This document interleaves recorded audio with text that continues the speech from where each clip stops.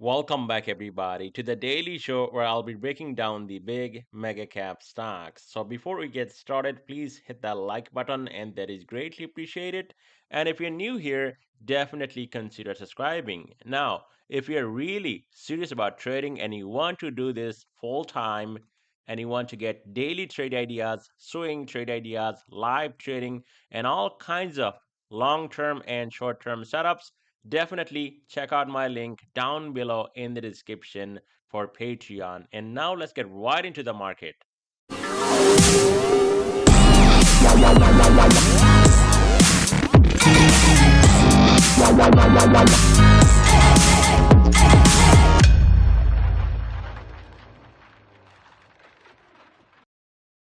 All right, so welcome back, guys. And you can see Oracle stock dips 5%. And not only that one, Nvidia, the big name, Broadcom also came down with some of the other big names today. It was a massive drop in the market.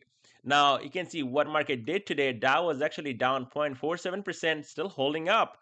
Nasdaq down whopping 1.81%, S&P down 1.16%, and Russell going down just over 1%. Advancing 37.6%, declining 58.2%. So a lot of declining today here in the market, you can see, and that led to that sell-off today. 11 sectors, you can see yesterday energy was down here and technology was up here, and we talked about it how energy can actually bounce back up. And today, exactly the opposite. Energy leading the way on top, basic materials, consumer defensive, real estate, financial, and then healthcare. Everything else pretty much in deep red today. Stock market map. Well, nothing to talk about too much here. You can see the big names took a big hit today. Nvidia down nearly 4%. Avgo down 4.5%. Then we got Google down 3.21%. Meta down 1.16%. Tesla, we talked about it. Even it says right on my thumbnail, Tesla get out. This is why down 4.62%. So imagine you took calls yesterday at some point near all-time highs, and today this thing dropped, and there could be more downside on Tesla. Amazon down 0.58%, Apple down 1%, Microsoft flat. It was actually going up today in the green pretty much all day, and then gave back some of those gains. It's still flat on the day. You can see right here, PLT are down, and this was like, I'm not bragging about it, guys, but it happens all the time. I have not lost any Kramer trades in last maybe 15 months to 2 years. And you can see, go on Kramer's account. And I'm not saying this because, you can just follow and just do the opposite, but it works for me. And I did it. I even called it out in my Patreon group that Kramer alert. Kramer says that this thing is unstoppable. It's going to go up even more yesterday. And right after that tweet, I got the alert, and that was it. 180 puts, and today, deep in the money. Those paid a lots of money. And this is the second time I did that. The last time was at pretty much near all-time highs, and he made the same type of comment, and this thing dropped, I think, 30, $40, which was really big.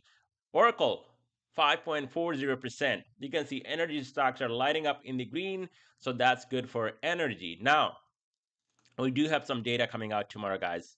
Inflation data, CPI. We're gonna see how that actually going to take shape, especially going into tomorrow morning, 1 hour before opening, and then we have Friday Michigan consumer sentiment. We'll see how the consumers are feeling about the economy and all of that. Now, one more thing, I think we have President Trump speaking at 9 p.m. today. Correct me in the comment section if I'm actually wrong. And he will talk about some stuff. We'll see if the market moves or not. But tomorrow we got some macro data. But today, the dump off telling me that it could be priced in, or it just setting up for another big move. And not to mention OPEX. Lots of options are expiring this week, and especially on Friday. So we're gonna see market picking a direction, and hopefully that is to the upside. And now let's get right into S&P 500. On SPY ETF, it's down just over 1%. So I'm not gonna do another breakdown on stock market tonight. This is gonna be the only video that's coming out from my channel. And that's why I wanted to take a moment and talk about SPY before heading down to those big mega cap stocks. Now, yes, call wall 700 and all that, and the flows are coming. We're going to 700 and then even higher. There is a massive call wall building at 700. Guys, just think about it. If this was so easy that we can see what whales are buying and we just follow them, don't you think we all would be like sitting next to Elon Musk, maybe sitting next to Mark Zuckerberg, some of the other people sitting next to Bill Gates? But we're not, right? So, posting things on X and saying that, oh, it's a massive call wall building at 700. You think I don't use flows and bots? I have used every goddamn thing that is out there in last 20 years. And guess what? This is my honest review on those flows and bots. They do not work. You can use them as a guidance. Right now, I do use Traditix bots. They're fantastic. But do I actually make trades based on what they're saying? Absolutely not. If it's overbought, I'm gonna short. If it's oversold, I'm still gonna buy it, even if they're showing that things are gonna go down a little bit more. It just does not work. We can use those as guidance. We cannot follow those. So why I'm actually saying this in this video, because a lot of us, and I feel really bad, new traders, they come into the market, they go follow somebody, and they see these flows coming out, and what they do, they probably have like 15,000, 20,000, 25, heck, even 50,000. They follow these people and the flow, and the money, it's gone. So I feel really bad when I see that. It's just insane that you're gonna post something on X and you're showing bunch of people that, hey, this is what's happening, it's a magnet, we're gonna go there. We might go there at some point, but blindly going after that flow is definitely not worth it, guys. And you can see why.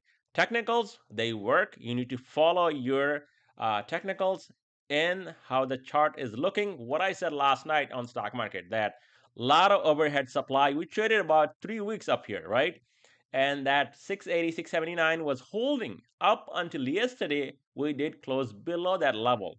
What happened today? We went straight back up to 680. Rejection, came back, new low, right? So what happened to those 700 call? Not to mention this morning, early morning, I checked on Traditix, and the 700 call wall was removed by whales. So they don't want no 700 anymore. As a matter of fact, there was only two walls. To the downside, it was a massive dark pool order at 680 and one at 685, I believe. And guess what? We went right through that. So if I was following those, I would be buying calls at 680, thinking about it's going to 685, right? That didn't take place. So I cannot follow that completely. When it's oversold, really oversold, and you see a lot of call volume coming in, yes, you can possibly follow that. But still, you need to do your own research. You cannot blindly go and follow that. So yesterday, I warned you guys that we closed below that critical zone, and look at what happened today. Now, tomorrow we do have CPI coming out, and that can change a lot of things. But main thing, this high right here, that 674, 675, top of these candles, this candle right here, and now that we're trading below that, it's not looking good. Daily, or actually weekly, expected move to the downside here on SPY was 670, and we're really close to it. So tomorrow CPI brings us, down to 670. That does not hold. Weekly expected move, we could be going lower down to 665. To the upside, now we need to get over, especially this critical zone, 674, 675. If we can do that, we will have resistance at 678. Over that, that's 679 to 680. And if we can actually, I don't think we can gap up and clear all that tomorrow. That's almost an impossible task unless inflation is just falling off the cliff. Then we might see like 1.5, 2% gap up. That's a possibility with CPI data, but I don't think that's going to be the case. I hope I'm wrong. Then we can see a move, especially up to 685. So the message here with the stock market, especially when it comes to following the flow, don't do it. Don't do it. Look at the chart and see what the chart is saying. Maybe just use your own guidance. Do not go and buy some bots and just follow that bot blindly. You're not going to be successful and you're going to lose money, guys. On Apple stock is down 1%. So yesterday we had a little bit of recovery here on Apple stock. And even today it was up to 276, but gave back all the gains down to 271, 272. We're not even holding 272. So Apple breaks below 272, which is breaking right now. It can come down to the 50-day right here at 269, and then the gap right down here, which I said many times in my video, is going to get filled right here at 264. On Google, stock is down over 3%. So this is the showstopper. And I wish, I can play and make this video longer, but I'm not gonna take a lot of your time and just waste your time playing this video because not only we came down to 303, guys. 303, the gap. People that are subscribed to this channel, they watch my video daily. These updates, they know exactly what I said and what's happening here on Google. Yes, I could be wrong sometimes, but when you trade for 20 plus years, you can see things like nobody can. And I was talking about this gap. As a matter of fact, I even heard somebody saying, I'm not buying any puts on Google until it's 340. Well, hello there. 340 never came. Now, who knows? This thing might be going to 240 at some point. So 340, no chance at all. And now look at this. I mean, it's below 300, guys. So when things are overbought, which this thing was extremely, I wasn't actually following any flow, any bots, nothing. I was just shorting it because it's overextended to the upside, trading outside the Bollinger Band for, like 3, 4 days. If you buy time, it can definitely pay whether you're shorting or you're buying something oversold. And this was the perfect one right here. So what's happening now? Under 300? Nothing. It can come all the way down to 292. And we could be going there, early as tomorrow. But now, if you're looking to short this, new money short, I don't think that's a good idea. I'm not going to short this, even if it comes down to 292. But watch out if this thing recaptures that 300, maybe gets up and going over 307, it can possibly move up to 314 again to retest the 20-day and this resistance right here, where it was actually holding for almost 2 weeks on Google. On Meta, it's down 1.16%. So Meta was actually green the entire day. And then at the end, it was just too much sell pressure in the market. It has to come down. It came down. And at the end of the day, it's barely holding at 650, slightly under 650. Right here, the 5-day moving average. So going into tomorrow's session with good CPI, if we get some sort of a gap up and go here on Meta, and that 664 has to break. If we can break that, the 50-day and resistant right here, then you're going to see a push towards 682 on Meta, and who knows, maybe even into this gap at some point end of the year into New Year. Now to the downside, we cannot recapture 650. Watch out for the key support right down here, 638. One thing I want to point out that 20-day is a positive slope now, and it's going up, and it's about to cross this 50-day maybe at some point next week or the week after. And if that happens, and the stock stays over that range, these moving averages, that's going to look more bullish for more upside. But 638, your critical line in the sand for tomorrow on a pullback. If that gives up, there's a gap down here. So watch out for that on Meta. Amazon stock is down just over 0.5%. So Amazon was holding up, or at least we went right back up to 223, and the rejection was there, came back, and now barely holding 222. So going into tomorrow's session, Amazon, I don't think there is much of a downside, but look at the Bollinger Band coming down, and this one actually staying right close to where the price is right now.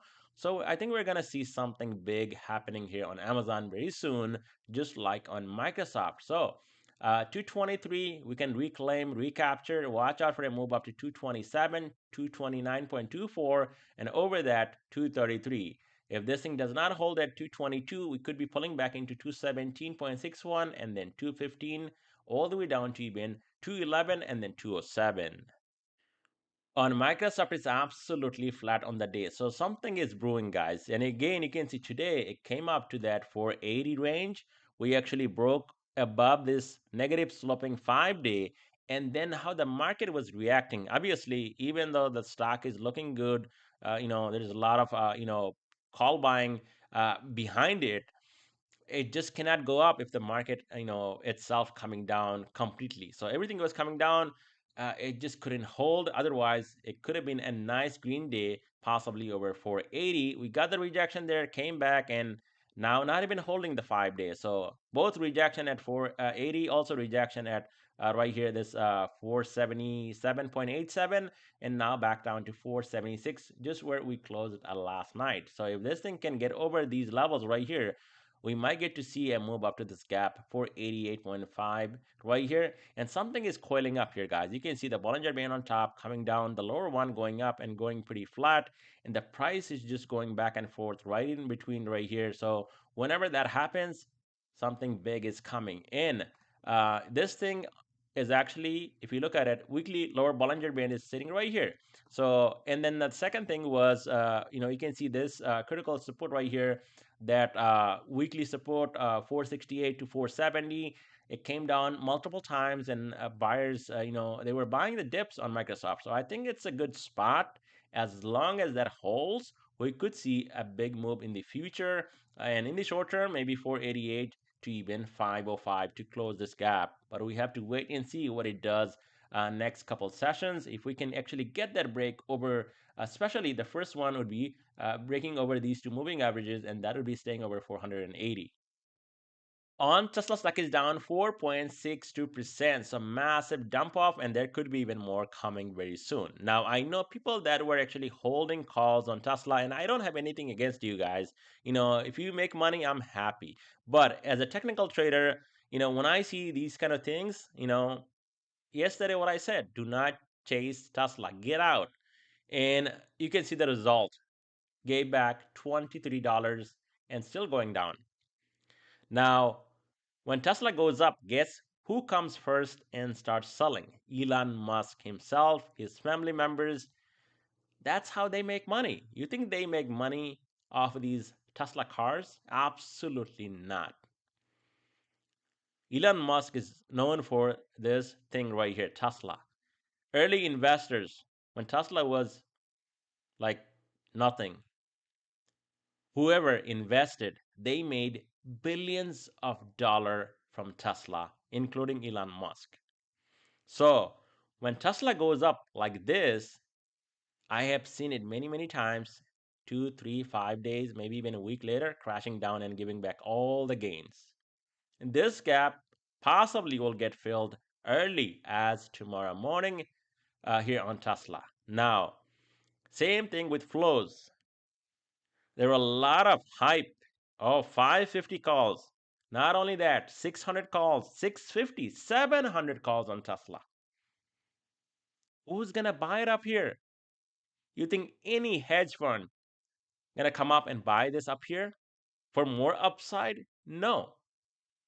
And Tesla hitting all time means it just going ballistic. You cannot chase this. Now, just like Google, I think in next couple sessions, if we cannot stay over 500, it's going to be the same thing like Google. We would be pulling back. This stock will be coming down to 432 and possibly even lower. Now, that does not mean that you got calls and I'm hating on you guys. That's not the message. This is coming out all from my experience that when things go up like this, they come back and retest. Tesla, I would change my tone, especially I would change my tone and be more bullish if Tesla was maybe right up here. And this is my zone to get in. But it's not even here. So why would I go and chase at 500, 470? Heck no, I'm not buying Tesla. I'm not doing anything. So Tesla, watch out. Today that previous all-time high did not hold as a support, 474. Now today, this thing came all the way down to that 464 almost, slightly, touching it. So there is a gap there just below that. We can see a gap fill reversal. You can see a lot of rejection here, a lot of rejection. So this could find good support here if that holds. But if this thing goes right through that support, then the next stop will be right down here, guys. These moving averages right here in between 438 and 432. To the upside, if Tesla goes up, now again 474 will be the resistance to watch, and then back up to that all-time high that we hit today, 495. So whoever was buying 500 calls, I'm assuming, and this will come out later, that they probably took profit today, because I don't think those people are dumb and holding this thing and then waiting for it to come down again, and then it's going to go back up to 500 or whatnot, and then they're going to sell. So, you know, I just don't follow these things blindly, because this is what can actually trigger if you're chasing anything like Tesla. On AMD, it's down over 5%. So this thing is getting absolutely killed. And you can see, I mean, it's back down to these lows. Bear flag played out. And so far, we're just waiting on AMD to take out this low down here. That's going to be around 194. If that's out, we would be coming all the way back down to 185 to 182. And then the gap comes into play, which is at 170. To the upside, there will be resistance right here at 210, over that 214, and then 226. On Broadcom, it's actually down 4.5%, and we went right through that critical zone right here. You can see 330. We did not even recapture that level, and we're actually right here at the bottom of this range, which is at 324, 325, and barely intraday, we actually went lower into closing, barely holding, guys. So this thing is getting pretty frothy to the downside. We might get some sort of a retracement back up to, if we can get over 330, we might get to see a move up to maybe top of this candle like 346, 347 into that 356 zone. But as of right now, that's far away. First of all, tomorrow, if the CPI is good and you see gap up and go, watch out for that 330 to break and hold. But if this thing takes out this 325, 324 zone, we could be coming all the way down to this high right here, previous high, and that's all the way down here at 316. And then there is a gap down here, the massive gap. We would be filling that gap at some point, and that's why I'm looking for a bounce to perhaps short this thing, so we can get a move down here. But if this thing just comes down here, then definitely not worth shorting at this point. New money short, no chance. Wait for that bounce if you're gonna do that. And there is a massive gap right up here as well from earnings. On Nvidia, stock is down 3.81%, so the bear flag is definitely playing out. But one more thing I want to point out, since the bear flag is now playing out, we do have some sort of a wedge type of pattern here going on Nvidia. If that's going to play out, we need to see a breakout very soon on this stock. And you can see it's right there. I'm not making things up, guys. It's still there. We do have this falling wedge type of pattern from this bear flag. So do we get to see some sort of a breakout today?